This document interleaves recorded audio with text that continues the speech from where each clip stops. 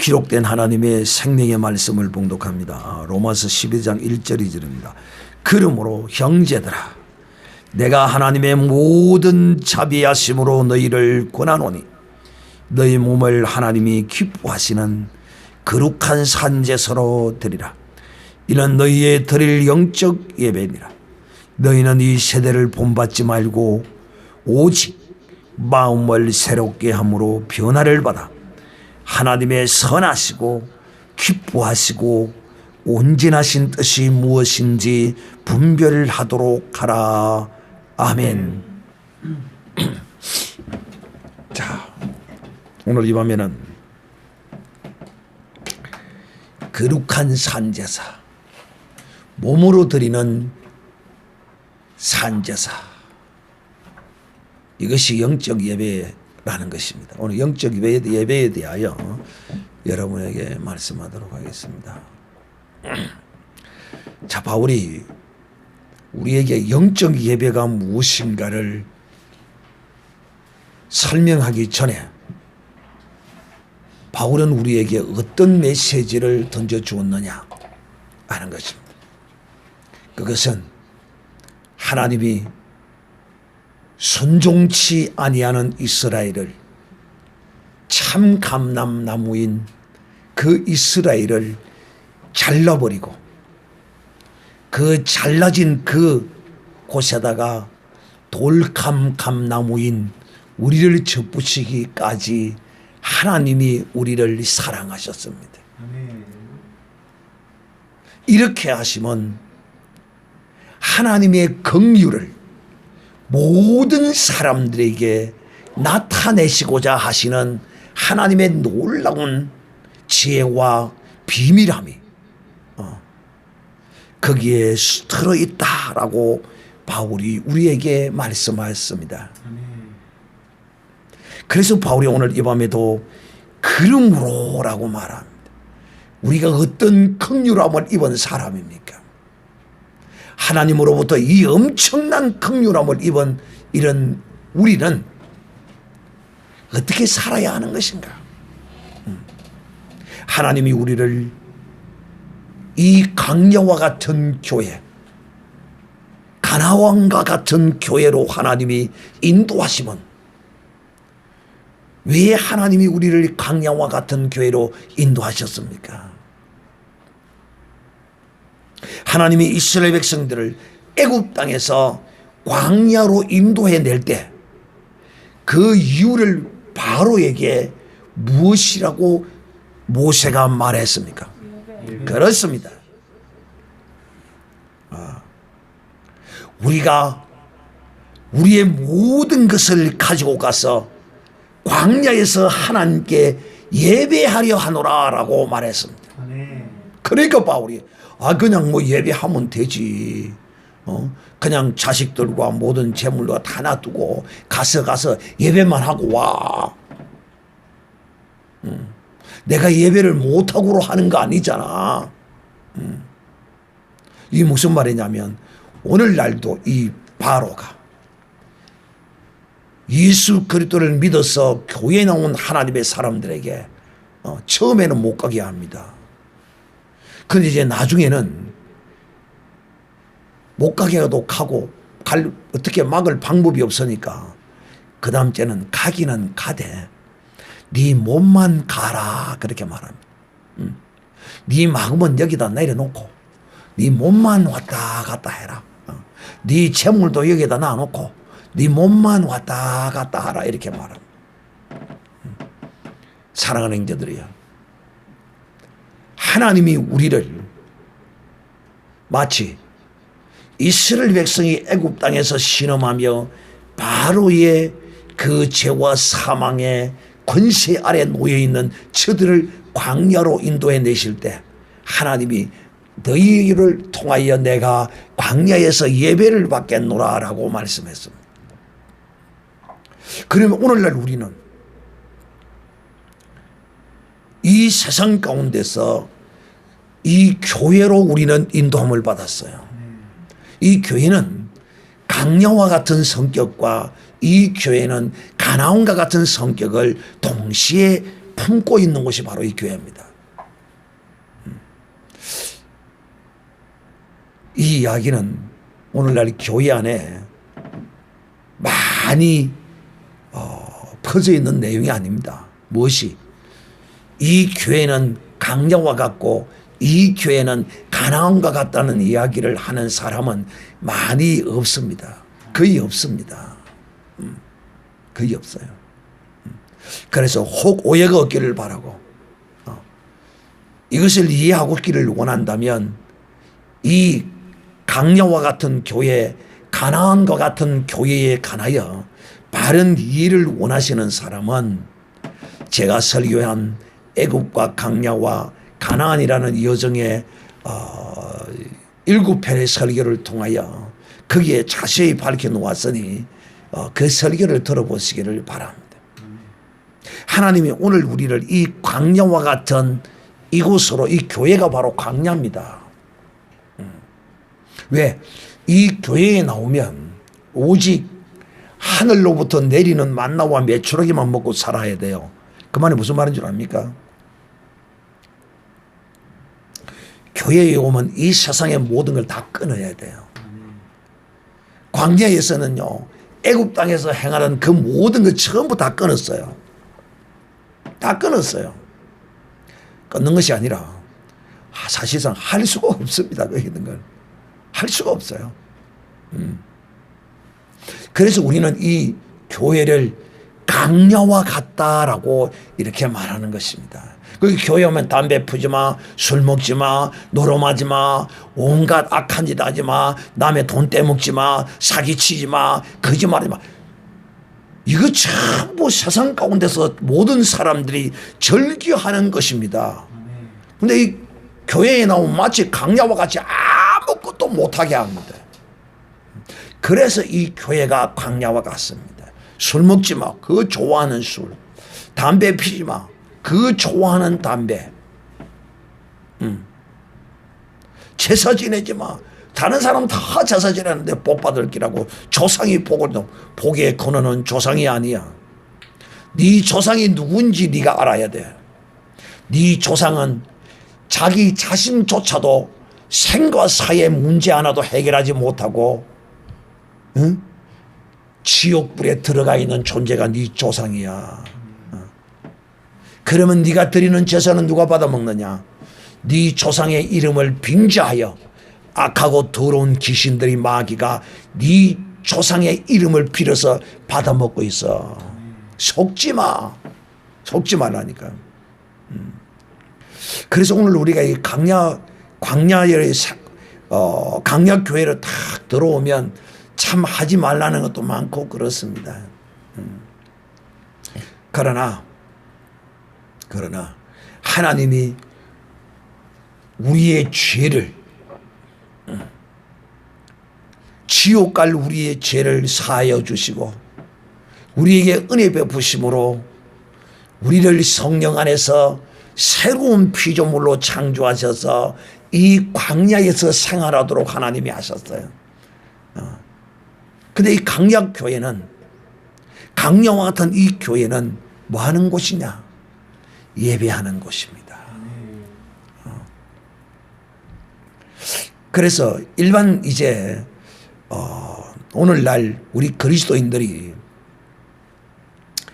참 놓치고 있고 잘 안 되는 것이 바로 오늘 드리는 이 말씀인데요. 그 말이 무슨 말이냐면 예배는 크게 두 가지의 예배로 분류합니다. 첫째는 교회로 모이는 예배입니다. 교회로 모이는 예배입니다. 그런데 오늘날 사람들이 이것만이 예배인 줄 착각하고 오해하고 살아갑니다. 그걸 신앙생활이라고 착각합니다.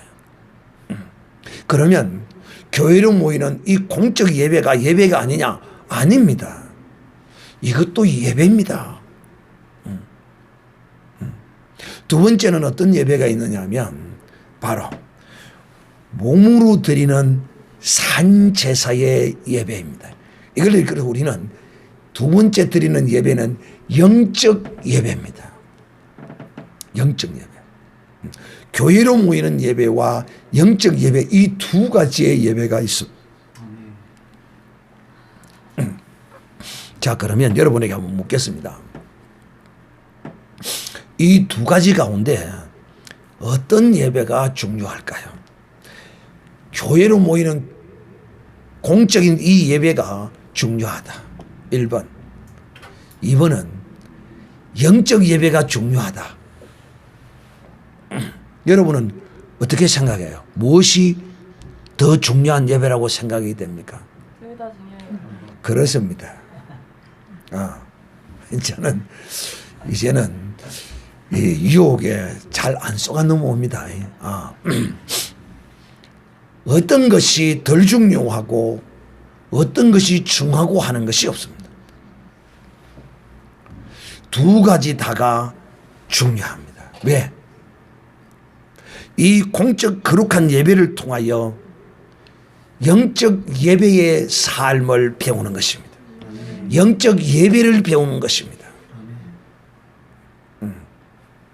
그래서 이 교회로 모이는 이 예배와 영적 예배는 조금 어떤 것이 다를 수가 있어요.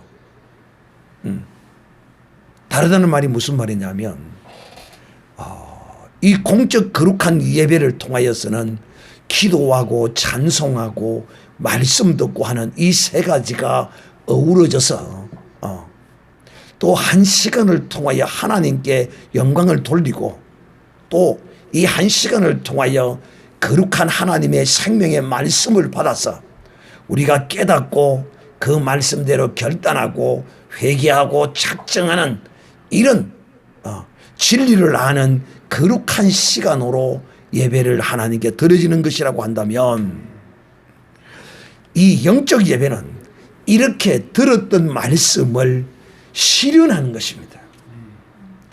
다르게 말하면 실천하는 것입니다. 배운 것을 실천하는 것이 바로 영적 예배다라고 말할 수 있는 것입니다. 사실상 우리 그리스도인들이 교회로 모이는 예배는 잘해요. 그런데 영적 예배는 전부 다 실패자입니다. 대부분이 실패자입니다. 이 영적 예배를 성공하는 사람은 많지 않습니다. 교회로 모이는 예배는 정시간에 와서 딱 제 시간에 와서 기도하고 찬송하고 11조하고 감사하고 온갖 헌물하고 다 해서 완전히 잘합니다. 완벽하게 합니다. 그런데 문제는 뭐냐? 이 영적 예배를 실패하는 것입니다. 이 영적 예배 실패의 이유가 뭐냐면 한마디로 불순종입니다. 또 하나는 교만입니다. 사실상 이 영적 예배에 초점을 전혀 맞추고 살지를 않아요. 단지 신앙의 어떤 양심의 부담만 갖고 살 뿐이지 내가 영적 예배자라는 이 사실에 관하여 까마득히 잊어버리고 살아요.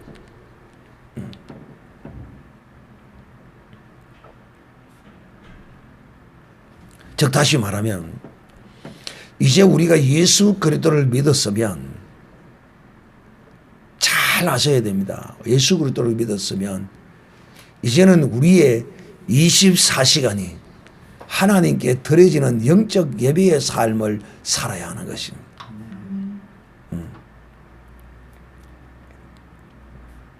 바울은 오늘 형제들아 내가 하나님의 모든 자비하심으로 너희를 권하노니 권하노니 하나님의 모든 자비하심으로 하나님의 자비하심으로 내가 너희에게 권한다는 것입니다. 그러므로 사랑하는 형제들이요 이 영적 예배는 뭐냐? 영적 예배는 뭐냐? 오늘날 우리는 교회 오나 바깥에서나 사실상 그 모든 삶이 우리는 예배의 성격을 가지고 있어요. 그런데 교회만 가서 예배한다고 착각하고 사는 사람이 있어요. 아니에요. 아닙니다.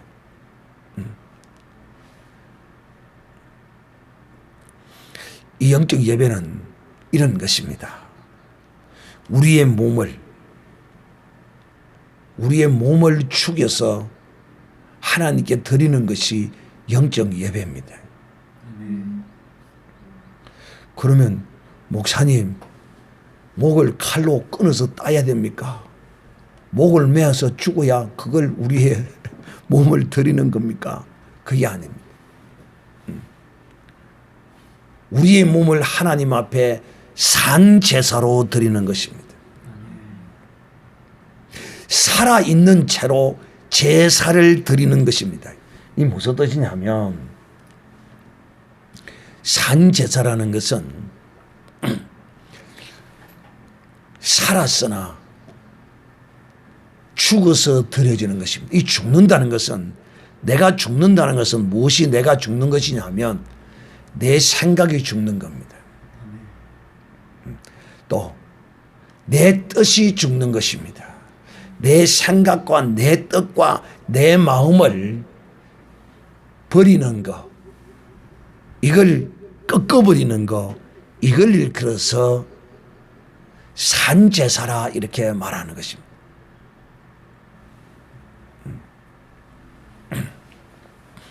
어떤 깡패 목사님이, 깡패였던 목사님이 부흥 강사가 돼가지고 부흥회를 하고 있는데 어떤 사람이 술을 먹고 그 예배를 막 방해를 합니다. 참 한 주먹도 되지 않는 저거 옛날 같으면 그냥 아스파링을 해서 패대기를 쳐서 그냥 깨구리 납작 뻗듯이 그냥 그런데 그 온갖 행패를 참으면서 예배를 다 드렸어요. 예배를 다 하고 나니 그냥 조용히 또 사라집니다. 그래서 그날 저녁에 이 목사님이 시내가에 나가가지고 예수가 나를 죽였다고, 예수가 나를 죽였다, 예수 때문에 내가 죽었다, 이것이 바로 산제사입니다. 여러분의 인생이 산제사로 드리지 않는 삶을 살면 자기 인생이 고통스러움을 알아야 합니다. 제가 보기에는 대부분이 한 80%, 90% 정도까지는 어떤 질병이 와서 병을 일으키는 것보다도 8, 90%는 영적 예배를 드리지 않아서 고통당하고 질병에 걸리는 것으로 제가 보기에는 보입니다. 영적 예배에 실패하면 그 삶에 고통이 찾아옵니다. 그래서 하나님은 그것을 허락하셔서 그로 하여금 깨닫게 하십니다. 제가 얼마 전에도 그런 이야기를 한 것 같은데, 제 동기 목사 하나가 그 부인이 늘 그 남편의 가르침을 듣지 않고 자기 마음대로 고집을 세우고 했습니다. 근데 기가 막히게도 그럴 때마다 문제가 생기고 자기가 해를 입었어요. 그래서 한 번, 두 번도 아니고 그래서 남편이 그걸 가르쳐주고, 봐라, 네가 말 안 들으니까 내 말이 옳지 않느냐, 네가 말 안 들으니까 그런 일이 생기지 않느냐, 수없이 그렇게 이야기해도 깨닫지 못하더라는 거예요. 그래서 육체의 질병이 찾아오고 고통이 심하게 오니까 그때서야 회개하고, 하나님, 다시는 내가 남편 목사님께 달라들지 않고 그 뜻을 그냥 무조건 순종하고, 죽으라면 죽고 살아라면 살고 내가 그렇게 하겠어. 그렇게 회개하고 기도하고 그 남편에게 무릎 꿇고 잘못했다고 사과하고, 다시는 당신이 지금 날 보고 죽으라고 해보세요, 내가 당장 죽겠습니다. 우리 어릴 때 그랬죠. 총을 탈 때가 탁 하면 못 잡니까? 죽는 척하고 그랬잖아요. 에? 그래서 그 남편이 저에게 그런 이야기를, 아이고 목사님, 이 사람이요 대단한 사람입니다. 보기는 이래도 그래요. 저 분에 나는 옆에서 그러다, 저는요 이제 다시는 목사님 말 안 듣고 그리 안 하고 그리 안 하기로 했습니다. 내가 그리 해갖고 얼마나 큰 손해를 보고 잘못을 고통을 당하고 내가 그래야지 모릅니다. 그래도 내가 끝까지 했는데 내가 이제는 두 손 두 발 다 들었습니다. 욕이 뭐한 것이라고요? 요것이 죽은 것이에요. 요것이 바로 산제사를 드리는 거라니까. 내 생각을 버리고 내 생각을 죽이고 내 뜻을 죽이고 내 방법을 죽이고 내 어떠한 마음을 버리고 이런 삶을 살아가는 사람이 바로 거룩한 산제사를 드린다는 거니까. 산제사라는 게 살아있는 채로 하나님께 제사를 드리는 거라니까. 우리가 어떻게 살아있는 채로 제물이 될 수 있습니까? 그것은 바로 도둑질 하고 싶어도 도둑질 하지 말아야 됩니다. 아무리 이쁜 여자가 유혹을 해도 그 여자 따라가면 안 됩니다. 미친 척하고 못 이긴 척하고 찔찔 끌려가면요, 그걸 죄라고 그러는 거예요. 그러나 내 삶 가운데서 그런 유혹과 미혹들을 이겨낼 때, 왜? 그 유혹은 내 생각과도 같은 것이고 내 뜻과도 같은 것이고, 그런데 그걸 잘라내고 이긴다. 뇌물을 받지 마라. 그럼 뇌물 안 받아야 돼. 중공에는 참 그 나라 자체가 공산주의이기 때문에 관시라는 것으로 그 민족성이 그렇게 관계하며 살아가는 민족이다 보니까 엄청난 부정부패가 심합니다. 공무원들이 참 얼마나 많은 뇌물을 받아서 집에다가 그냥 막 돈을 그냥 죄이나. 근데 그 결과가 시범 케이스로 걸려드니까 폐가 망신을 하고 사형을 당한단 말이에요. 중공이라는 나라는 다른 자유세계의 나라와 같이 법이 달라요. 그러니까 이 산제사, 영적 예배는 24시간 우리는 하나님 앞에 영적 예배자라는 사실을 잊어버리지 말아야 합니다. 교회로 모이는 이 예배만이 예배가 아니라는 거야. 자, 그러므로 영적 예배자는 어떻게 해야 되느냐? 첫째, 이 영적 예배자는 이 세상을, 이 세대를 본받으면 안 된다는 거예요. 그러니까 이 하나님의 거룩한 사람들이 하나님의 은혜를 입고 이 교회로 구원받아 나온 이 사람들이 세상을 본받는다, 세상을 부러워하고 세상의 어떤 것을 쫓아가고, 이거는 영적 예배자의 삶이 아니에요. 그거는 그 영적 예배가 실패한 사람이에요. 그래서 교회로 모이는 이 거룩한 공적 예배도 중요하지만 이 예배를 통하여 받은 은혜를 내 삶을 통하여 실현하는 것이 바로 영적 예배인 것입니다. 그러므로 내 삶을 통하여 나타내기 위해서는 하나님의 생각과 내 생각이 달라요. 하나님의 기분과 내 기분이 다르다니까요.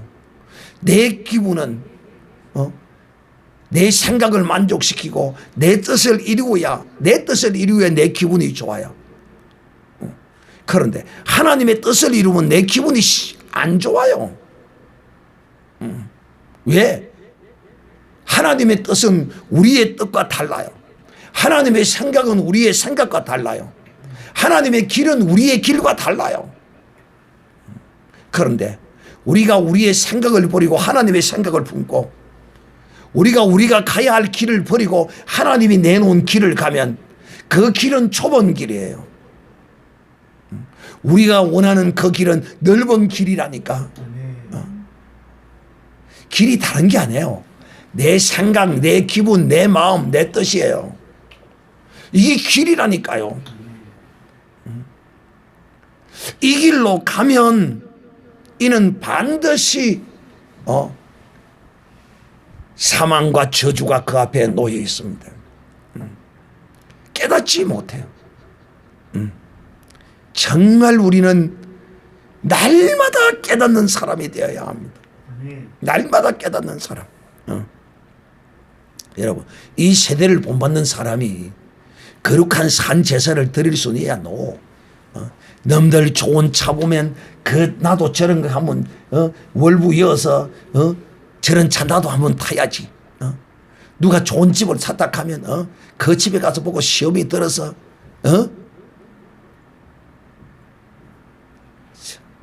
요즘도 그런 사람이 있더라고. 참 얼마 전에도 봤는데 세상에 바쁘고 자식 키우고 정신없이 산다고 동창회도 한 번 나가지도 않고 그래 살았는데 어느 날 갑자기 여자가 여보 이 애도 다 컸고 이제 바깥에 동창회 한다는데 좀 다녀오겠어. 내가 그 실화를 직접 봤다니까. 동창회를 갔다 오더만은 동창회 갔다 왔으면 친구들하고 잘 놀고 옆으로 풀고 그러면 뭐 기분이 좋아야 될 거 아니에요. 오히려 기분이 심투했더라. 들어와가 내 팔자가 이 꼬라지가 먹고 여보 왜 갑자기 동창회 가서 친구하고 싸우기는 뭘 싸워? 내 친구 머시기는 말이지 전부 맹품을 걸치고 나왔는데 나는 시장판에 가가지고 95,000원짜리 옷을 입고 내가 가니 내가 창피하고 부끄러워서 죽을 뻔했다. 나는 다이아도 하나도 없고 진주 목걸이도 하나 없는데 미숙이 그거는 학교 될 때 내 가방 못지않은 거기 가서나가 그 가서나가 하면서 이 왜 그러느냐. 이 세상을 본받는 사람이에요. 이 세상을 본받는 사람. 하나님의 사람은 이 세상의 조류와 물결을 따라가는 사람이 아니에요.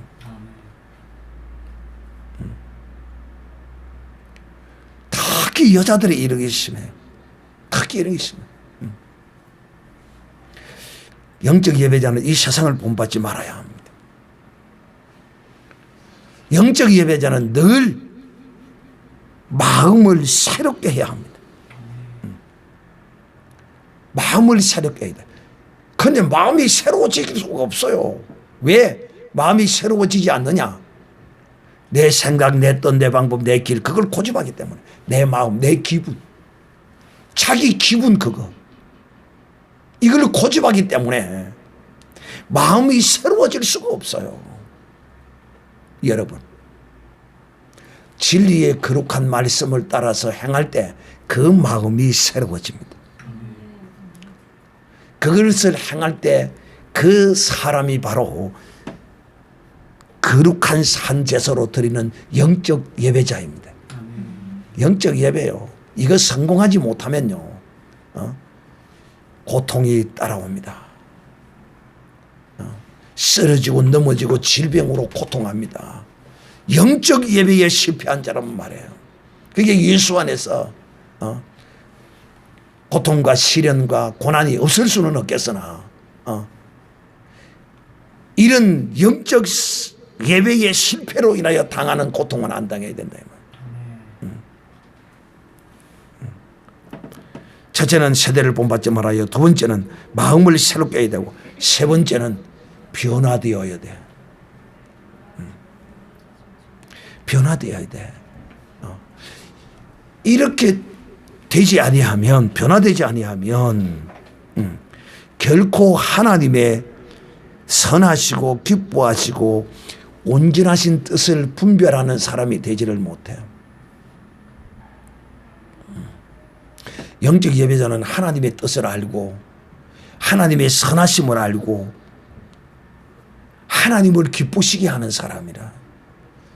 영적 예배는 하나님을 기쁘시게 하는 것이야. 근데 하나님을 기쁘시게 하면 누가 유익일까요? 대답은 잘해요.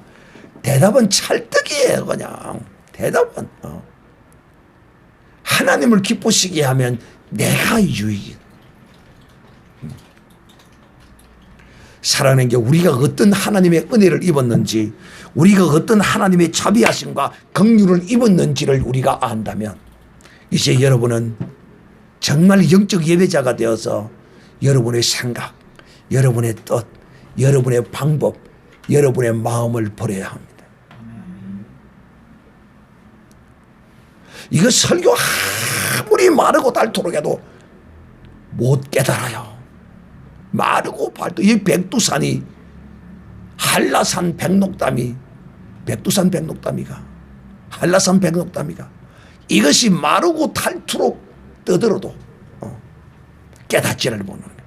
참 내 생각, 내 기분 여기에 매여서 벗어나지를 못하는 거예요. 그러니까 영적 예배에 실패를 하니까 교회로 모이는 공동 예배는 잘해요. 다 해요. 완벽해요. 막. 그런데 이 영적 예배에 실패하니까 고난이 찾아오는 거예요. 근데 그 고난을 당해도 혼자 당하면 괜찮은데 혼자 당하는 게 아니거든.